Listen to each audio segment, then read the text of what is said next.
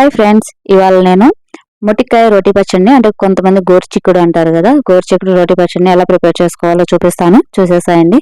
ఇందుకోసం నేనైతే వీడియోలో చూపించినట్టుగా 2 మీడియం సైజ్ ఆనియన్స్, కొద్దిగా వెల్లుల్లి, 1 టేబుల్ స్పూన్ వరకు జీలకర్ర, కొద్దిగా 1 టేబుల్ స్పూన్ వరకు ధనియాలు, చిల్లీస్ సరిపడినంత చిల్లీస్ అయితే తీసుకున్నాను. ఇందుకోసం నేనైతే ఒక స్టవ్ మీద ప్యాన్ పెట్టుకొని ముందుగా ధనియాలు, జీలకర్ర అయితే కొద్దిగా ఫ్రై చేసుకోవాలి. ధనియాలు, జీలకర్ర కొద్దిగా వేగిన తర్వాత మనము మన స్పైసీకి తగినట్టుగా గ్రీన్ చిల్లీ అయితే తీసుకోవాలి. గ్రీన్ చిల్లీ అయితే వేసి కొద్దిగా ఫ్రై చేసుకోవాలి. కొద్దిగా చిల్లీ కూడా కొద్దిగా ఫ్రై అయిపోయింది అని అనిపించిన తర్వాత మనమైతే పొట్టు తీసుకున్న వెల్లుల్లిని అయితే ఇందులో వేసి కొద్దిగా ఫ్రై చేసుకోవాలి. వెల్లుల్లి కొద్దిగా ఫ్రై అయిన తర్వాత ఇందులోనే కొద్దిగా చింతపండు, అంటే మీకు టేస్ట్కి సరిపడినంత, అంటే నేనైతే కొద్దిగా చిన్న నిమ్మకాయ సైజ్ అంత చింతపండు అయితే వేసాను. ఇందులోనే కొద్దిగా కొత్తిమీర కూడా వేసారు అంటే టేస్ట్ అయితే చాలా బాగుంటుందండి. అన్నీ కూడా కొద్దిగా ఆయిల్లో ఫ్రై చేసుకున్న తర్వాత ఇవన్నీ పక్కకు తీసేసి మళ్ళీ అదే ప్యాన్లో కొద్దిగా ఆయిల్ యాడ్ చేసి మొటిక్కాయని అయితే వేసి కొద్దిగా మళ్ళీ ఉడికేంత వరకు ఫ్రై చేసుకోవాలి. ఎందుకంటే మొటిక్కాయ అనేది పచ్చివాసన పోయేంత వరకు బాగా మనం వేయించుకోవాలి. అప్పుడే మనకు ఉడికిపోయి ఉంటుంది కదా, పచ్చడి చేసుకోవడానికి టేస్ట్ అయితే చాలా బాగుంటుంది.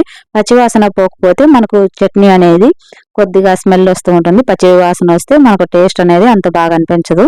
ఇందులోనే కొద్దిగా పసుపు వేసి ఆయిల్లో కొద్దిగా పసుపు, సాల్ట్ వేసి మగ్గనిచ్చి కొద్దిగా ఉడకబెట్టుకోవాలి. మనకు మొటిక్కాయ ఉడికేలోగా ఇంకొక సైడ్ అయితే మనము ఒక మిక్సీ జార్లో మనం ముందుగా ఫ్రై చేసి చల్లారి పెట్టుకున్న స్పైసెస్ని అయితే ఇందులో వేసి మనము మిక్సీ పట్టుకుందాము. ఇందులో క్లిప్ అయితే మిస్ అయిందండి. మొటిక్కాయ కొద్దిగా ఉడికిన తర్వాత ఇందులోనే వేసి మిక్సీ పట్టుకోవాలి. లేదు మీకు రోటీకి కొద్దిగా ఇంటి దగ్గర రోటీ అవైలబుల్లో ఉంటుంది కాబట్టి రోటీలోనే వేసి దంచుకోవచ్చు. మామూలుగా మిక్సీ పట్టుకున్న తర్వాత ఒక స్టవ్ మీద ప్యాన్ పెట్టి కొద్దిగా తగినంత ఆయిల్ వేసి పోపు దినుసులు వేసి ఒకటి లేదా 2 రెడ్ చిల్లీ కూడా వేసి ఇందులో మనం పోపుని కొద్దిగా చట్నీలో వేసామంటే టేస్ట్ అయితే చాలా అంటే చాలా బాగుంటుంది. మీరు కూడా ఒకసారి ట్రై చేయండి. మీరు కనుక ట్రై చేస్తుంటే అంటే మీరు రెగ్యులర్గా చేస్తూ ఉన్నట్లయితే ఎలా వచ్చిందో కామెంట్ సెక్షన్లో అయితే తెలియజేయండి. మీరు కూడా ట్రై చేస్తుంటే టేస్ట్ అయితే చాలా బాగుంటుందండి. ఒకసారి మీరు కూడా ట్రై చేయండి.